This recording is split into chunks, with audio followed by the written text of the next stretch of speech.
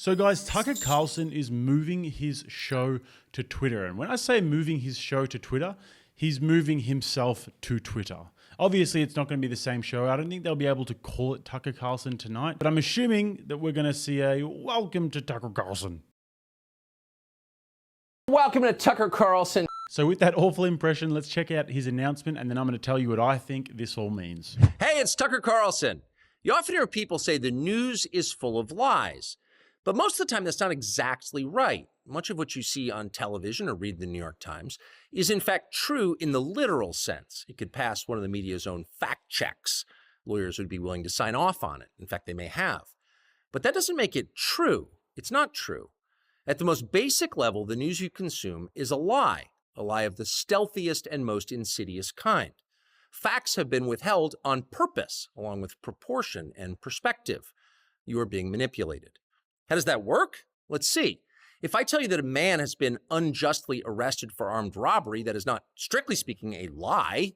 He may have been framed. At this point, there's been no trial, so no one can really say. But if I don't mention the fact that the same man has been arrested for the same crime 6 times before, am I really informing you? No, I'm not. I'm misleading you.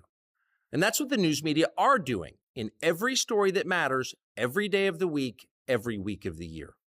What's it like to work in a system like that? After more than 30 years in the middle of it, we could tell you stories. The best you can hope for in the news business at this point is the freedom to tell the fullest truth that you can. But there are always limits.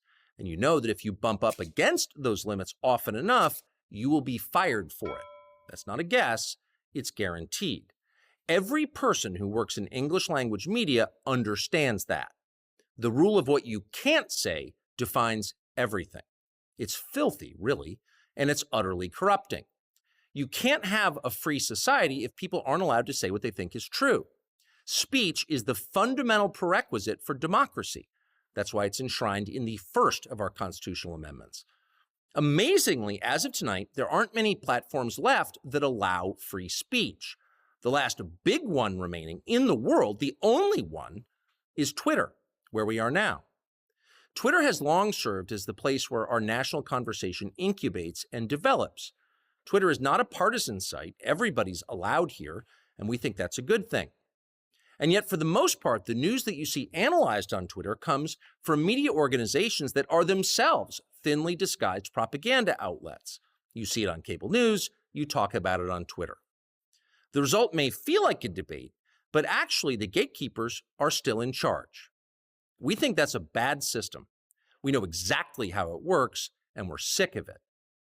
Starting soon, we'll be bringing a new version of the show we've been doing for the last 6.5 years to Twitter.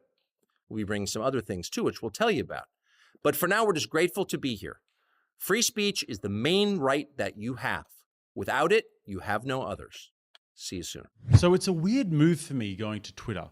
Now, obviously, it is the platform where all the big conversations happen, but Twitter is generally renowned for being the place where people go and rant with little one sentences and threads and what have you. I personally am never on Twitter for more than just a few minutes, sort of seeing what everyone has said, and I'll never watch any sort of long form content on there. So maybe one of Elon's plans is to transition into a more long form sort of content platform.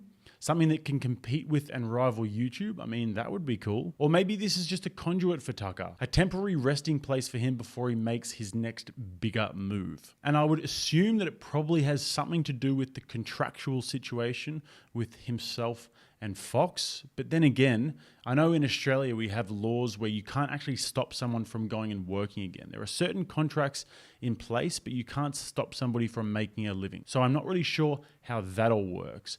But then again, there's always the possibility that this is his new home, that Twitter will be the home of the new Tucker Carlson tonight, whatever they call it, and that Elon Musk has gotten out the checkbook and he wants to have Tucker exclusively there. I kind of doubt that, but I also do like the idea of Elon Musk and Tucker working together. But it's just incredible and not unsurprising how much attention Tucker has garnered since he was fired or since cancellation. And it just goes to show, once again, people who reach a certain level of fame and popularity, when they are eventually canceled, cancelled, it does amazing things for their career and it makes people want more of them. It makes people crave them. And obviously when he did leave Fox, all of these hit pieces came out and all of these new leaks came out about the things that he was doing and saying, and we'll have a quick look at them. If we're going to talk about sex, I'd love to hit some of the fine points of technique. But it's your show. It's totally up to you. We can certainly talk about your sexual technique, especially after your tanning testicles last week. Not mine. We'll speak in more general terms, but I've got something to add. You wouldn't? Okay. I'm not, you know what? I'm not qualified on that score, I will say. I thought his girlfriend was kind of yummy. Just kidding, in case this is being pulled off the bird. Yeah, the bird. Hey, media matters for America. Go yourself.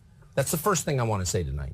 Second thing is, totally kidding, I don't even know what his girlfriend looks like. And if I did, I would not find her yummy.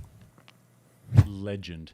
And they expected us all to just be like, oh, we denounce him. He said mean things.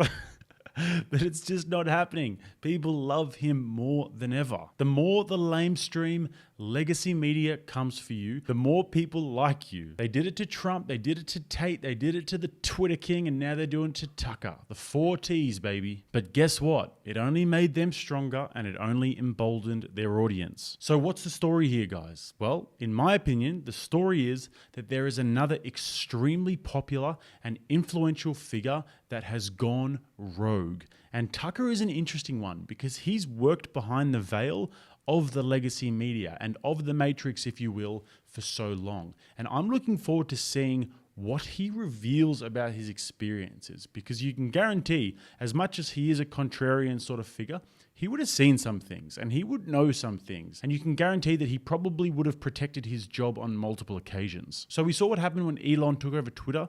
The Twitter files came out. Will there be some explosive claims made by Tucker? I'm really looking forward to seeing that. But obviously, I don't think anytime soon because it'll be hugely in breach of his contract. But back to the point, guys, the dominoes continue to fall. Extremely influential figures are now breaking away from the pack, and it's for that reason that I would really love to see Tucker maybe using Rumble as one of his major platforms in the future. I think he would have a massive audience there, and they would definitely be willing to put their hands in their pockets for him. We also saw Patrick Bet-David from Valuetainment offer him $100 million, and he's probably worth more than that at this stage. Like, the attention that he gets is just huge. And you can guarantee that the Daily Wire would be in talks with him as well. But it's Twitter for now, and it's positive, and the shackles are off. And when he does do his show, it'll be very interesting to see just how no holds barred he is and just how much he goes after and ridicules the elites on Twitter. That will be truly hilarious. There will be a meltdown because the libs have completely lost control of that platform now. So very entertaining times, guys. And like always, find me on social media, guys. Hit that link tree in the bio. Hit me up on Instagram, Twitter, and all of that good stuff. If you want to watch another video, click right here. Until next time, I'm Jake. This is Rattlesnake TV, keeping you armed and dangerous.